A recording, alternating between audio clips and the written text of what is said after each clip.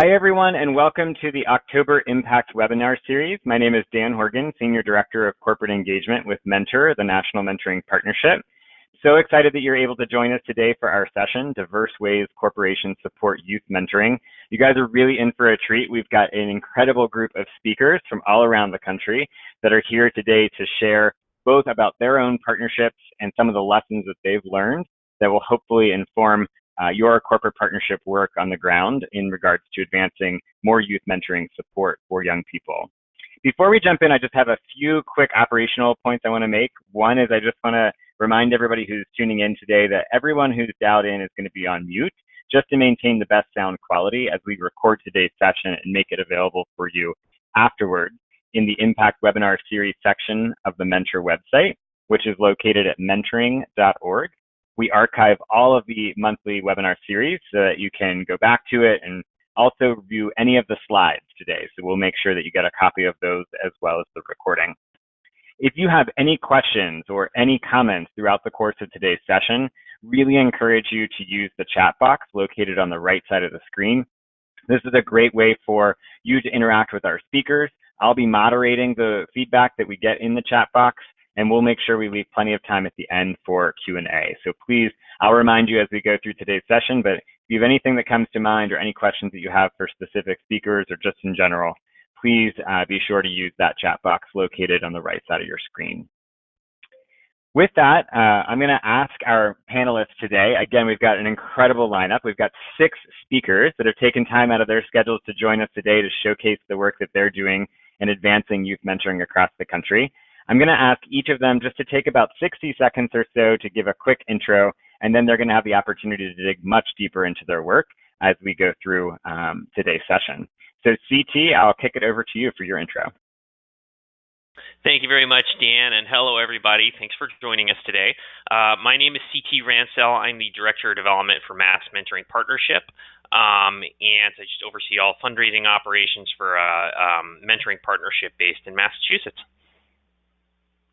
Awesome. Thanks, CT. Rebecca, I'll kick it over to you. Hi, Dan. Thank you. This is Rebecca Crossley. I'm the Brand Marketing Manager at ALCU. We partner with Mass Mentoring Partnership, and I specifically help ALCU and oversee all of its brands. Great. Elizabeth, how about you from the Virginia Mentoring Partnership? Sure. Hi, Dan. Thank you for inviting us today. My name is Elizabeth Bass, and I'm the Executive Director of Virginia Mentoring Partnership, and we are the Virginia-based affiliate of Mentor, the National Mentoring Partnership. Glad to be with you all. Thanks, Elizabeth. Amber, how about you?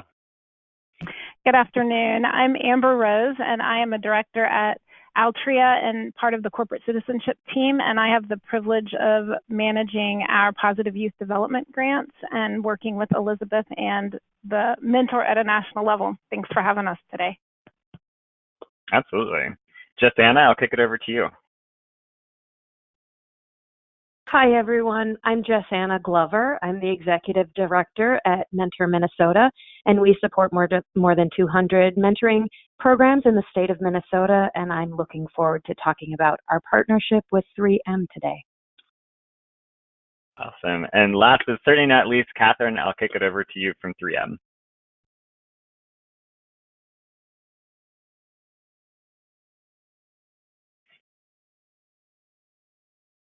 Catherine, you might be on mute.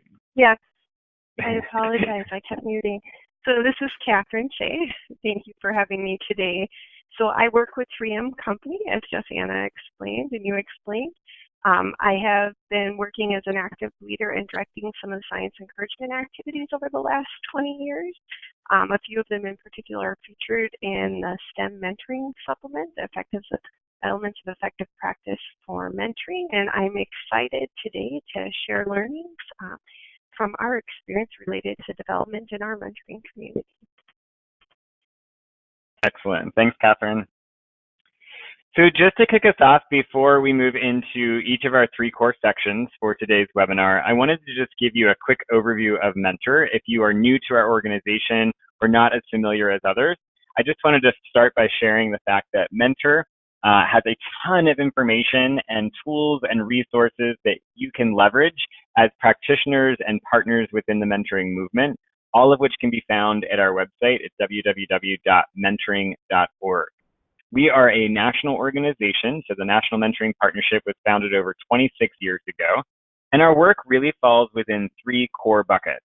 One is we drive awareness around both the need for mentoring and the impact that mentoring has on the lives of young people all across the country. Our affiliates and our partners across the country provide training and technical assistance to hundreds and hundreds of mentoring programs of all different sizes and all different types across the country to ensure that we're putting into practice the best research-informed, practitioner-improved standards for delivering mentoring services to young people and to mentors across the country. And then third, we really advance advocacy and research to really both generate additional dollars and support for the mentoring movement, but also to continually focus on how we can improve how we're going about doing mentoring within the country to deliver the best results for everyone engaged.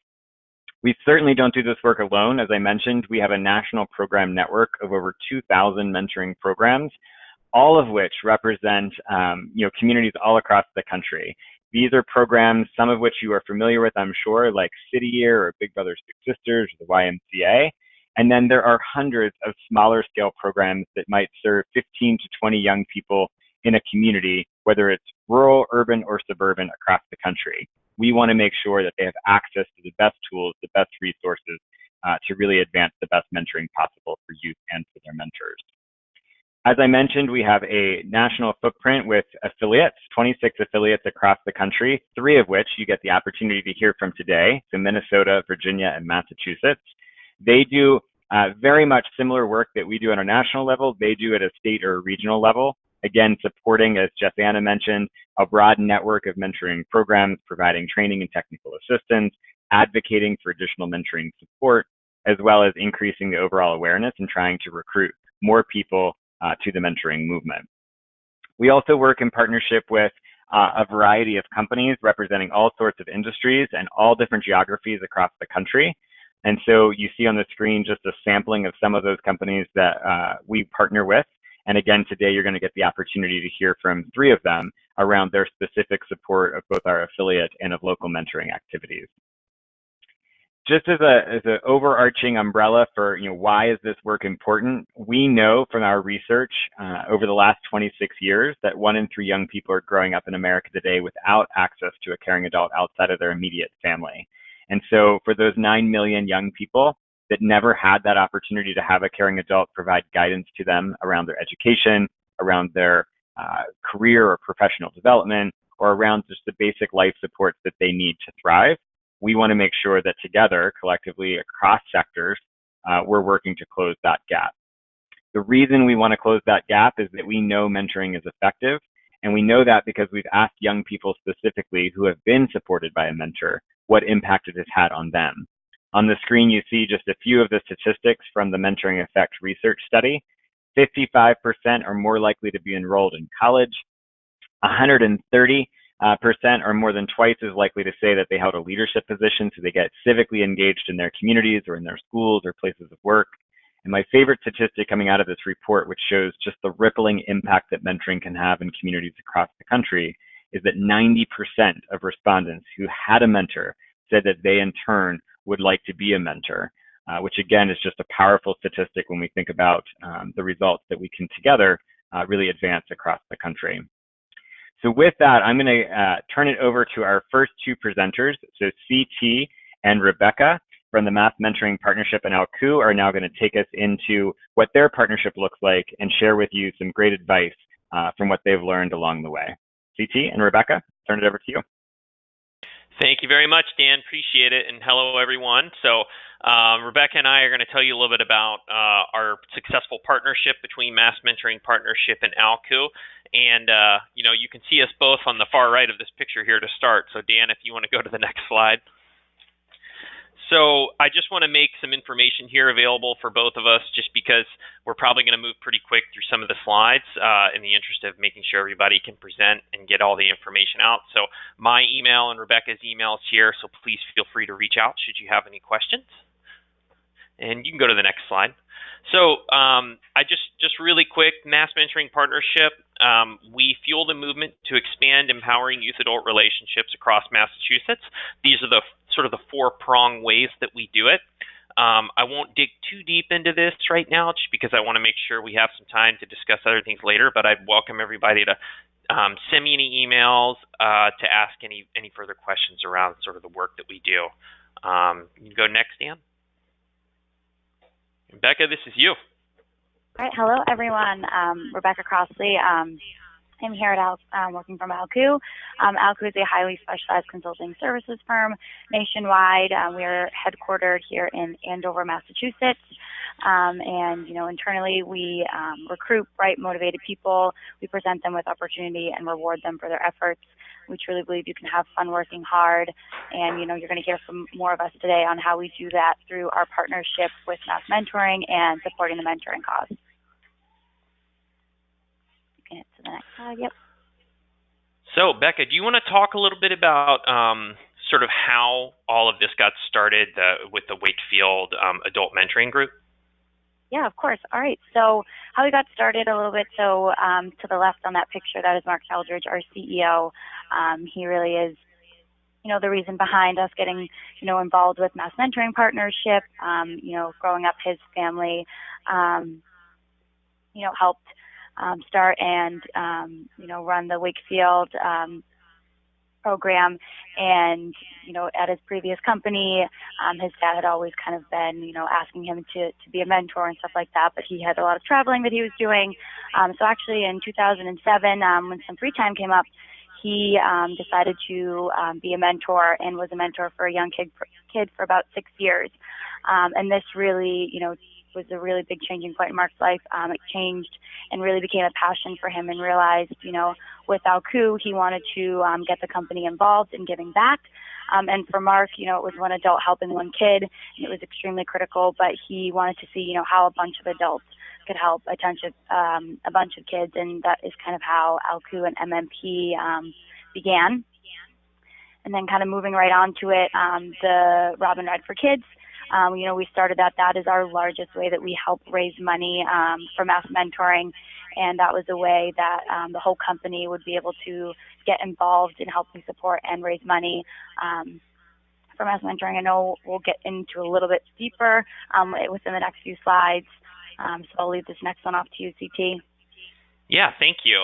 And as Becca said, the shared interest in mentoring was really critical to Mark and our organization, and so it was a very fortuitous introduction that we were able to build upon. And as Rebecca mentioned, the Robin Ride was a great way for them to enter and support us, not just monetarily, but through employee engagement as well. And then we also inducted them into our corporate mentoring honor roll, which is a way for us to recognize some outstanding corporations and business partners who were nominated by some of the mentoring program partners throughout the state, and ALCU was one of those inaugural ones. And Mark eventually, the CEO of ALCU, eventually joined our board of directors, so he plays a very strong governance role for the organization. He also helped to inspire the creation of a scholarship for a young person in a mentoring relationship. And there's a lot more we're going to talk about, so I'll just kind of ask Dan to move to the next slide so I can get to it. Thank you, Dan. So one thing that I really want to call out is, and we spoke to a little bit earlier with the Wakefield Adult Mentors Program, is there's really a shared belief and connection in the work we are doing. And Becca, maybe you can speak more to this in terms of how the employees at ALCU are educated around the mentoring cause and the work that they put into it. Yeah. So like CT mentioned, there is a very strong shared belief within the mentoring cause. Here at ALCU, we hire entry-level employees, and, we come in and we say, we're going to help you, become successful, and we're going to give you the tools to do so. And within that, naturally, you're going to have a mentoring relationship with someone within the company. So it kind of from the beginning is they're starting off with a mentor within the company. So to be able to get behind a cause giving back that is seen right there in front of them, is able for them to kind of connect the dots and really get behind it. One thing we do as a company that I know that CT specifically would like me to talk about is we like to educate our employees. We do training when they come in as the company and get them started. And one of the things that we do is we do, inform them and let them know, okay, we give back with Mass Mentoring Partnership. They're our strong charity foundation, and here's how we do it. And we do the Rodman Ride. We have the scholarship that we have given, and we do it in a bunch of other ways throughout the year with smaller organizations close to us. But really, just making sure that every employee here at ALCU understands, who MMP is, what they do, why is it important, and that they are all educated on and can get behind the importance of giving back.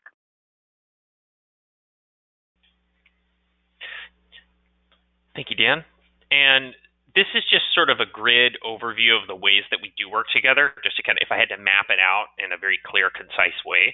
So one of those elements is employee engagement, and we'll talk about some of the voluntary capacity that ALCU provides for mass mentoring. We like to keep a constant stream of information back and forth so that so that we can ensure that we're meeting each of our goals. We make sure at Mass Mentoring that we get to know the ALCU employees well, and we do that through a number of ways, from event committees to the scholarship. There's a review committee component with it, which we'll talk more about. And so employee engagement is really an important piece. Financial support, like most nonprofits on the call, I'm sure that's something that everyone's interested in and how you get to it. But at the same time, we understand that thinking about the best ways to come about financial support for things that are both mutually beneficial, ensuring that we can provide the brand and marketing value for ALCU while at the same time helping us meet our resource needs is really important. Board engagement. So as I mentioned, Mark, the ALCU CEO, is on our board of directors and plays a very critical role, not just on the board, but also through board committees and then searching and things like that. We actually just went through a CEO search about 9 months ago, and Mark led that, actually. So he's been a very involved board member as well. And then lastly, just marketing and brand alignment and public awareness. Part of our mission is around public awareness, and having a partner that has such a strong presence in the area that ALCU does really helps us be able to get our word out through different media outlets as well. We can go to, thank you. We can go to the next slide too, Dan. So I'm going to kick this one over to Becca because she can talk a little bit more around the inception of the scholarship, and then I'll talk a little bit about how we harness that opportunity for engagement. Yeah, all right, thank you. So in 2015, we started the ALCU Scholarship. It was a $20,000 scholarship for a rising high school senior within Massachusetts who has been positively impacted by a mentoring relationship. And just a little bit of the background on how the ALCU Scholarship was created.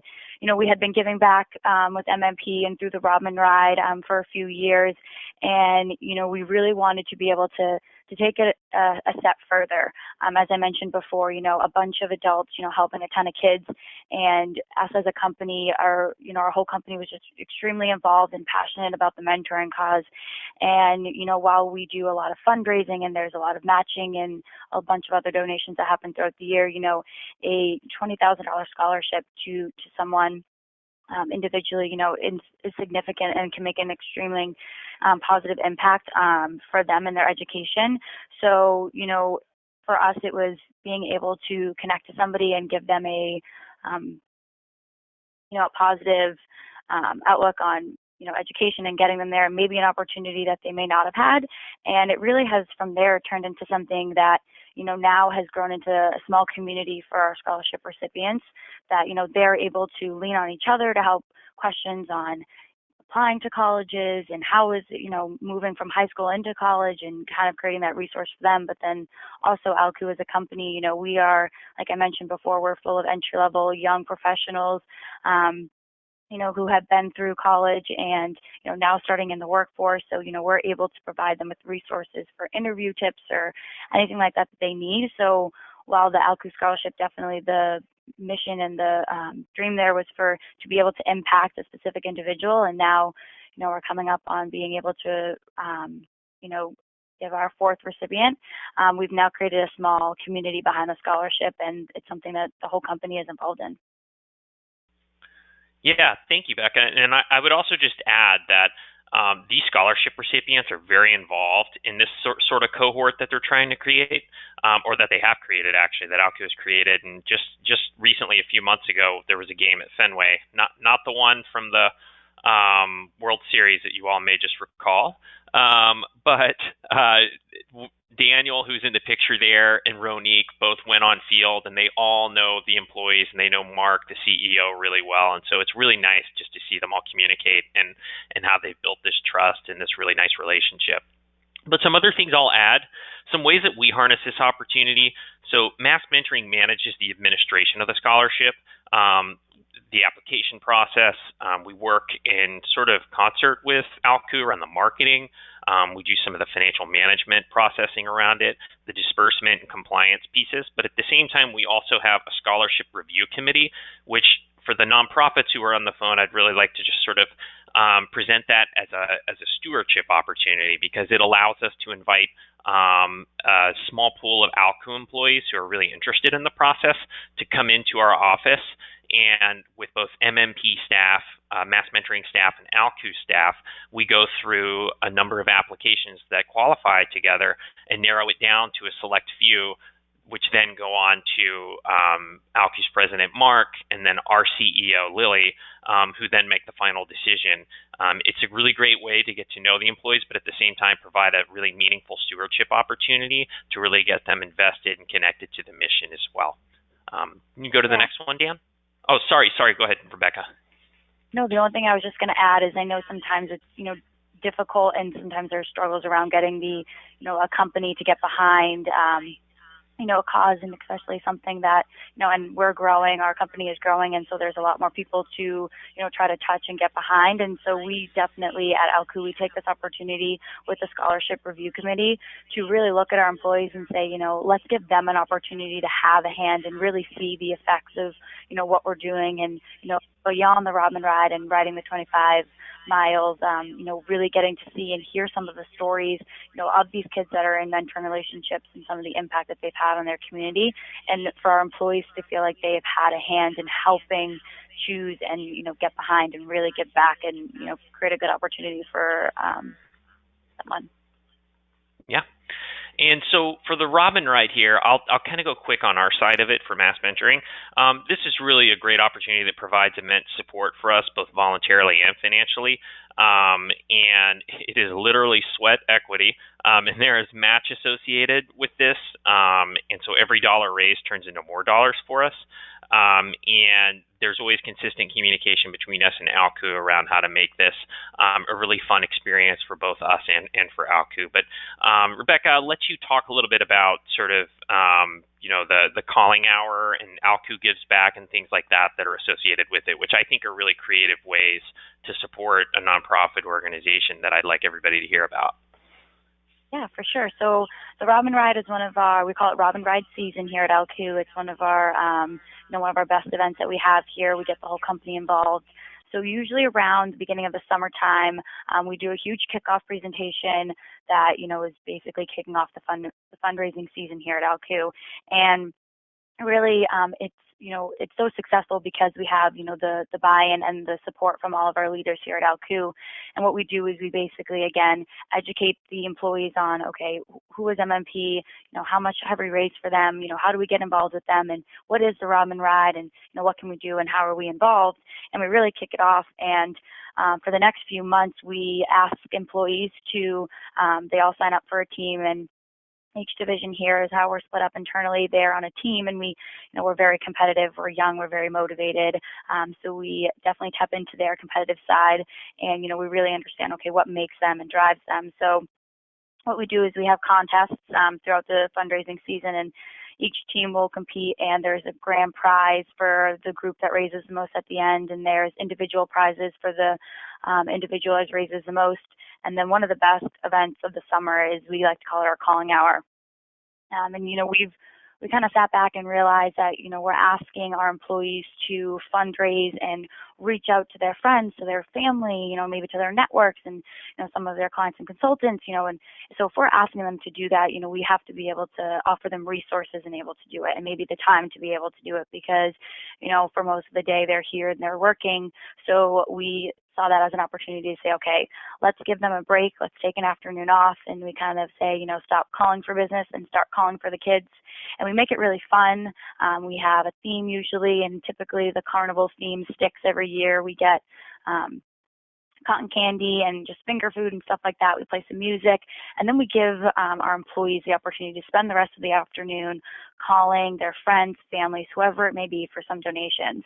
And this year, we actually had our largest calling hour to date, and we raised $18,000 in an afternoon, which was fantastic, and the energy was just amazing. And it's really a great way to get the employees involved and, excited about the Robin Ride. We do it about a few weeks before so that, they're amped up for it and they're getting those donations in, and it's really just a fun day for ALCU. So that's one of the ways that we help fundraise for the Robin Ride. And then our ALCU Gives Back. That is a deduction program that we have. And, so not only internally do we educate our employees on mass mentoring and the mentoring cause and why it is so important to us, but we also do the same for our consultants who work for us. And as consultants, they are offered the opportunity to get a payroll deduction from their paycheck they can opt for however long and how much that they can. And we've raised around $20,000, I believe, this year from that program. So that's another great way to be able to get some fundraising in and even expand it, not internally, but externally to our consultants as well. That's great. So we can move to, thank you, Dan.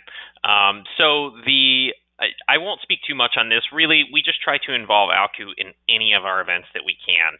So in one of our events, Cheers to Mentoring, we're going to welcome up to 150 individuals on November 28th here to celebrate a couple of different figures we're honoring. But at the same time, we decided a few years ago to incorporate the ALCU Scholarship in that event, because while we could do sort of a separate standalone event where we present that, we thought it would be much more meaningful if we included it in an event that's welcome to all of our stakeholders and supporters, so we can help not just us and raise the visibility of the work we're doing, but also ALCU and the scholarship that they give, and let more people know about the great work that they're doing. We can go to the next one, Dan. All right, so financial support. We did have a photo there, but it probably didn't get it uploaded very well, so I apologize. But there's a few different ways that we receive financial support from ALCU at Mass Mentoring, and I outlined all of those here, and I know Rebecca talked a little bit about the last two there, the calling hour and the ALCU Gives Back program, but we always try and think about interesting and creative ways to engage ALCU, whether it's through event sponsorship, through peer-to-peer fundraising. I think almost every single athletic fundraising event we've done, the Boston Marathon, the Robin Ride, Falmouth Road Race, we have had someone from ALCU participate in it. And Rebecca actually participated in the Boston Marathon with us last year. And it was probably the worst weather ever as well. But with all of that, I just wanted to add that with individual giving, this has also been a really nice lever for really positive gains for us, and seeing a lot of ALCU employees give individually as well, whether it's at an event or it's individually to an appeal or something like that. So it's really sort of created a lot of internal champions as well. We can go to the next one, Dan. So this is Mark again, ALCU CEO, and Mass Mentoring's new CEO, Lily Mendez. As I mentioned earlier, Mark joined the board in 2014. He has been truly an active champion. I think a lot of the reasons that we see some significant success in our partnership is Mark leads by example. From his early time as a mentor all the way through to building the company up and being really sort of a beacon of sort of how things are done. He also provides so much executive insight and governance support to the work we do at Mass Mentoring, participates in all the peer-to-peer fundraising opportunities in some way. And Becca, correct me if I'm wrong, doesn't he like challenge people in the Robin Ride? If anyone beats him in the 25, he will double their, he will like match whatever they've raised so far, I believe. I know he does some sort of incentive to get people to beat him, but I don't know specifically what the number is. I've always tried to beat him, and I'm never successful, so I probably was never a part of that conversation. Okay. All right, so we can go to the next one, Dan.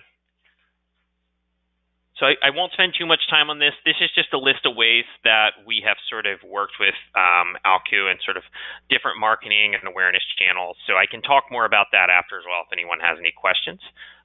We can go to the stewardship piece, which is the next panel. Thank you. So I just made a list of sort of ways that we engage ALCU in different stewardship activities. These are some things just to be mindful of. So I'm more than happy to sort of talk more on this after, but I want to make sure everyone else has enough time to present. So please feel free to reach out to me if you have any questions on that. And then we can go to the next one, Dan. And just a reminder, because you guys have such great content on this slide and the next couple, we will be sending the slides out to everybody, so they'll get a chance to dig deeper into it as well. Yeah. Thank you, Dan. And so it's sort of the same for these. I just want to kind of put them up here really quick so everybody can see it, because I think that I can dig deeper into all of these and let everybody know ways that I use these further if anyone has any questions, particularly on the nonprofit side after this presentation. We can go to the next slide. And then one more.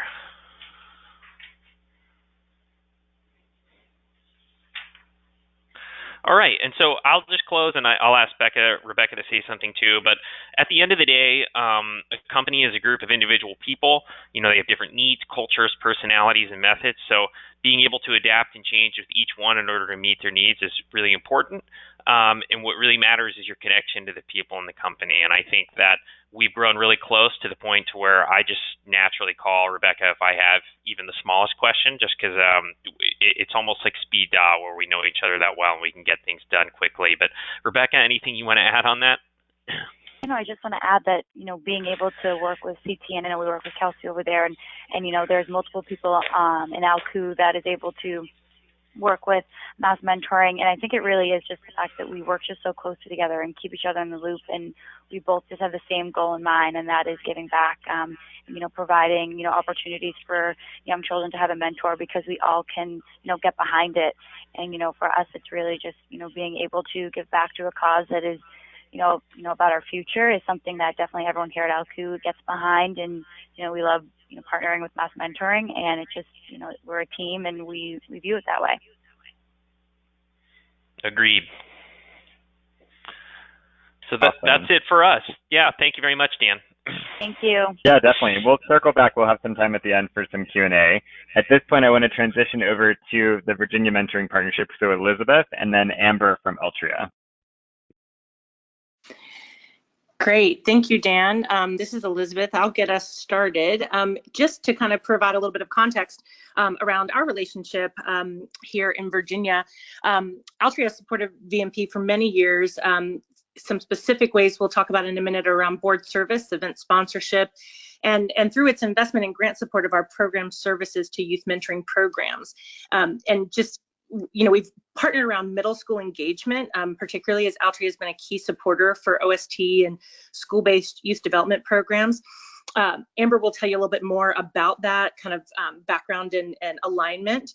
One of the ways that our partnership has evolved and grown over the years, as Altria has invested in elevating the quality of youth mentoring programs and supported the continuous improvement process that VMP provides to our partners here in Virginia and other affiliates provide to their youth mentoring programs around the country, we've really been able to kind of evolve our partnership and be both a local and kind of national support. And so in that sense, Altria has been incredibly valuable as a resource and a thought partner and a supporter. And so we'd love to share a few examples of that in a moment.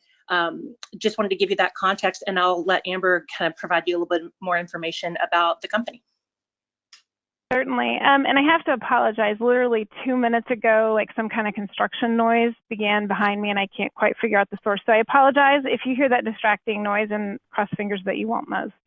But thank you again. I'm Amber Rose, and I am part of the corporate citizenship team at Altria. And the work that we do with Mentor is part of a broader set of programming that we call Success 360. And this is our positive youth development investments and portfolio of work. And this work is really focused around underage tobacco prevention. We do not want young people using our products. And for that reason, we have been making investments for the last 20 years in leading organizations like those that you see on this slide to really put investments behind proven effective programs. So we support national organizations that are evidence-based with a focus primarily on middle school. When we stood this work up 20 years ago, at that time, there was much happening in the K through 5 space as well in high school, but a real gap and also opportunity to really change the trajectory in the lives of young people in that space. And so all of the work that we do and the partners that we have are really focused on providing protective factors for youth to help reduce young people engaging in risky behavior like tobacco use. And we know the significance in the slides that Dan shared at the outset of a caring adult in a young person's life.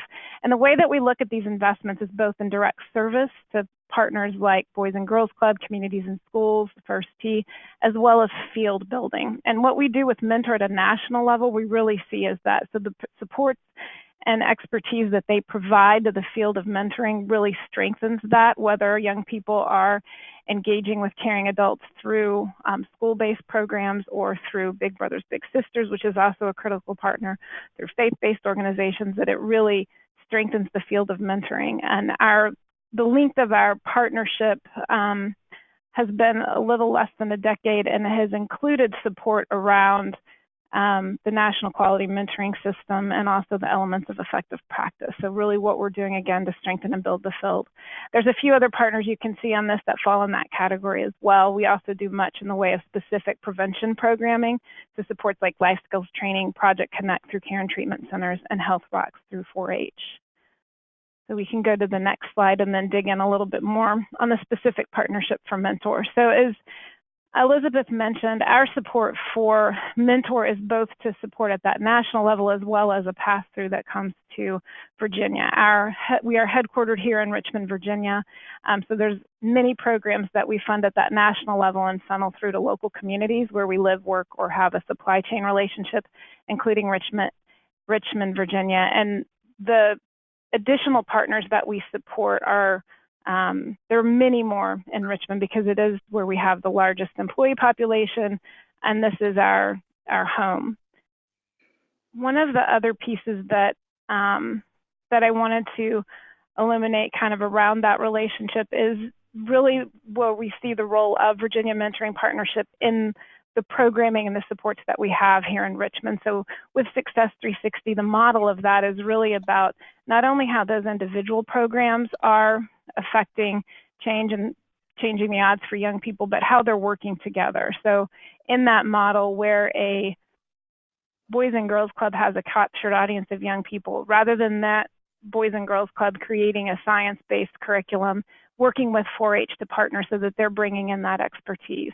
And the Virginia Mentoring Partnership is a great connector in that way across organizations that are in schools, that are in out of school time, to provide those that support and kind of system across the community to ensure that the high quality of mentoring is being met where young people are engaging in those caring adult relationships.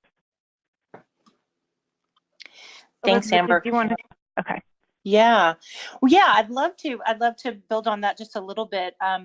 I think one of the things that for VMP is celebrating our 25th anniversary this year, and we've been so lucky to have long-term partnerships with organizations and corporations like Altria. Particularly, Altria has been able to understand that role of a backbone organization and what the work that we can do to support direct service programs, how that can really impact the systems level change and the overall mentoring movement. And that's been so important from both a partnership and a funding perspective, and just knowing that there are organizations, companies like Altria that really are looking at the big scale and how to support young people all across the country and in their backyard. And so having this local relationship, this partnership has benefited our organization directly through board service and leadership as CT and Rebecca shared in Massachusetts, that's such an important part of how our partnership is put into action and how it's benefited us. Having an executive from the company serve on our board and giving us access to opportunities, whether it's skill-based volunteering opportunity with company employees around communications and marketing that might help us with a specific opportunity or event that we don't have the capacity and support for internally, or being able to pull together VMP as well as our local program providers around special workshops and trainings. We've been able to attend trainings about the importance of using storytelling in our work as a nonprofit, very much learned by the corporate community in their work. Collaborations and trainings that we've been able to support and partner with, not only with Altria, but with Big Brothers Big Sisters around special training for LGBTQ youth. Those are just some specific examples of ways that both through having a board service and leadership, understanding the role that our organization plays, and having that local and national support, this partnership has really evolved and is very strong. I'll close just on my part with just a lesson learned, and I'll would love to hear if Amber has other additional thoughts as well. I think the importance, and this was really highlighted by our Massachusetts panelists as well, consistent engagement and communication, and really valuing the alignment that the corporation's values and priorities have with the organization like ours. That alignment and that shared commitment to education and youth development, that partnership can continue to grow and evolve and be innovative as opportunities or challenges arise, and really be both funding partners, thought partners, and able to share that employee engagement. Particularly in our case, the board service has been incredibly impactful. So those kind of lessons around the importance of being aligned and being consistently engaged will definitely serve all of these nonprofit and corporate partnerships well. Yeah, I would reinforce that and echo that we do truly look at these investments as partnerships with the organizations. We have been making investments focused on innovation with a few of the partners, as well as exploring new opportunities to really provide supports for transformative positive youth development, whether it's through research to practice, practice to scale, so that knowing that with all the investments that we're making, and even collectively across many different funders, there's still an incredible gap in the number of young people that we're not reaching with these remarkable programs. And a great example too in this partnership with Big Brothers Big Sisters of America, we provided them an investment to pilot LGBTQ mentoring, and this included curriculum training and really what became a systems change for those chapters affiliates that were part of the initial pilot, and they are now rolling that out to 25 plus organizations across their network. But when we set out to do that, we saw the opportunity with Mentor to be part of that, with the elements of effective practice to provide a supplement on LGBTQ mentoring. And so that was a piece where we pulled that partner in to appreciate that the opportunity to scale the reach because of the impact that Mentor has on the field at large could be that much greater. But I know we have another group to hear from, so thank you so much for the opportunity to share today. I'll give it back to Dan.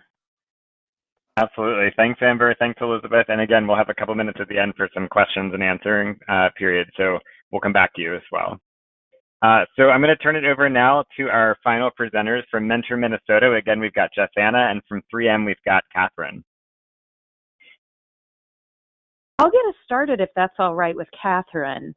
I am really honored to say that our relationship between Mentor Minnesota and 3M goes back to 1994. It was a founding relationship. They were a founding contributor to our organization, and that shared relationship around mentoring for communities in Minnesota The relationship between 3M and Mentor Minnesota has gone on for years, and it's developed in many ways. I just am going to highlight a few. The financial support from 3M really has been capacity building, both at the local and national level. Mentor Minnesota holds a pretty unique place in the mentoring ecosystem, like other folks have discussed, and 3M has really recognized our essential role in that ecosystem. We're not direct services, and lots of organizations, companies, foundations, even individual donors want to put the money in the hands of the mentors and the direct service organizations. But 3M recognizes, both locally and nationally, that the capacity, that we hold that unique spot and has helped us with capacity building. We advocate, educate, and support quality practices in Minnesota. And that is essential to the great mentoring that happens here. And it changes youth outcomes. We know it, we believe in it, and 3M has supported that. Another note on financial support, they've given money nationally to support the summit, the Mentoring Summit, for many years. And that financial support has helped keep the prices down and make it affordable for participants, now thousands of participants, to come out and participate in this wonderful professional development and opportunity to connect at the summit. We have had 3M board leadership. We're lucky to have Holly Whitcomb on our board right now. She has her leadership has been essential. 3M has been recognized as a corporate mentoring honor roll participant. We have had, individuals have been recognized. Pamela Stewart in 2018 was recognized in Corporate Excellence for Youth, a 3M employee. In 2017, 3M, a global company, had Global Volunteer Day, and they focused it on mentoring. Here in the Twin Cities, they brought in mentoring partners. We invited mentoring partners in, and David Shapiro from Mentor National, and had a day of opportunity for employees to focus on mentoring. Focusing just a little bit on 3M's culture. I hope, Catherine, you can share a little bit more about that. Catherine and I spoke last week in preparation for this, and she has just done some really tremendous work on the STEM supplement to the Elements of Effective Practice, but she also had such great insight into growing up as an employee in the culture at 3M. And they believe and foster a culture of mentoring, internally and externally. Growing leadership from within, it really is a profound culture. It is one that we use to describe that it's possible within a large company and a small company to create that culture. So they are leaders in that. I'm not going to talk much longer, but we benefit in a lot of different ways. And I hope, Catherine, you'll take it from there and share some of the specific examples. Yeah, yes, I will. So thank you. And yes, I've had a great experience over the last 20 years growing up in what I believe to be a culture that fosters this kind of behavior. So 3M, as a science-based company for I believe 115 years now, we at 3M, we understand the importance of investing in our next generation of scientists and innovators. So this is really, really important to us. And a big part of that is mentoring. And mentoring and service are a part of our culture, as Jessiana was explaining. Not only are employees provided the ability to mentor and do service work through time, right? You're given time specifically for that, as well as presented opportunities to pick from as such, and help finding and seeking opportunities. 3M also stretches that entitlement, though, by encouraging and reinforcing it through our corporate core values. So it's considered part of your position. It isn't something where you necessarily have, a couple hours set aside here a year to do this and are released from work. This this is part of your job and you're able to do that at will. So the company's vision is aligned to reinforcing those behaviors, and our leaders also walk the talk and lead by example. So several others mentioned this in their talks, and we find that to be an invaluable lesson. When mentoring is part of these core values, one of the big things that's important is the barriers to involvement are removed, right? We're able to remove some of those barriers, and by removing those barriers, we not only bring value to the individual or individuals involved in those relationships and the community, it also brings value to the corporation in many ways. And as just Anna explained, we did participate on the working group for the supplement that's out right now, and some lessons we learned around recruitment and screening and training, as well as matching, and then continuous improvement, etc. we shared in that document. One of the items that we shared is around recruitment and that culture piece. Within TRIUM, we have our standard values and what we're allowed to do, but we also have an added amount of time where we call it our 15% culture, where you're able to participate in any activity that interests you 15% of your time. It doesn't have to be related to your position or functional area, whatever that might be, and service and mentoring is one of those. So one of the programs we discuss in this supplement is a program that I direct called their Science Training Encouragement Programs, and it's a local community-based program that we have here in the Twin Cities. And its focus is on high school students, so juniors and seniors. And within that program, we have about 180 volunteers. And those volunteers, many of them use their 15% time in order to do this, and in order to mentor these students and provide them this learning experience and exposure and hands-on to some of these STEM fields and STEM functions, lab work, manufacturing, whatever that might be. We have a wide variety of that within the company that we match to. So that's one of the ways we do it. Another way that we found that helps with recruitment is direct funding, right? So one of the barriers that we've learned, how do I pay for some of this? How am I going to do this? That might be a barrier that folks try to manage internally for us. So we look at different ways of funding that for the people and the volunteers involved. So it's no cost to their employee department, etc. And we do that in a different manner. We also have learnings around screening, looking at mentors and credible individuals with a passion around STEM and actively working in STEM functions, training. You guys have all talked about a lot of these things, but we provide training to all of our volunteers, all of our staff, as well as training to our guardians of our students or their families, their support teams, as you will, to let them know and have them actively participate in these mentoring opportunities.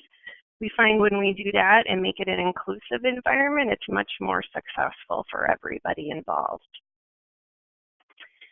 Within this particular program, we have a matching to 2 mentors. So a lot of programs we have like a one-on-one mentoring, and you hear about that. We with this program is a little bit unique. We match up 2 mentors to each student.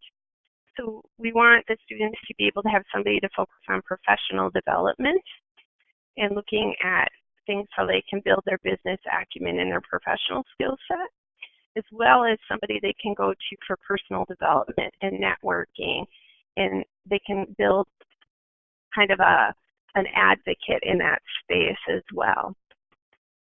So by trying to match around some common interests, we try to quickly instill that trust and give them several outlets to be able to go to continue that on for years to come beyond our program. And then the other item that we kind of look at that we speak about is continuous improvement, monitoring, support, This program has been around, I spoke to the Science Training Encouragement Program for 43 years. We continuously seek 360 feedback from our students, our volunteers, our staff, our community to track the fidelity of this program and the others that we have listed. We remain connected with many of the students to see what do they actually do when they go on to school. Do they go on to school? Do they end up in the STEM fields? And in fact, many of them actually return to us at some point in their careers, which is great fun to see as well. So I don't have much more other than to close and say, for us, mentoring is a part of our core values. And we think it not only brings value to the community, but it brings value to our corporation as well.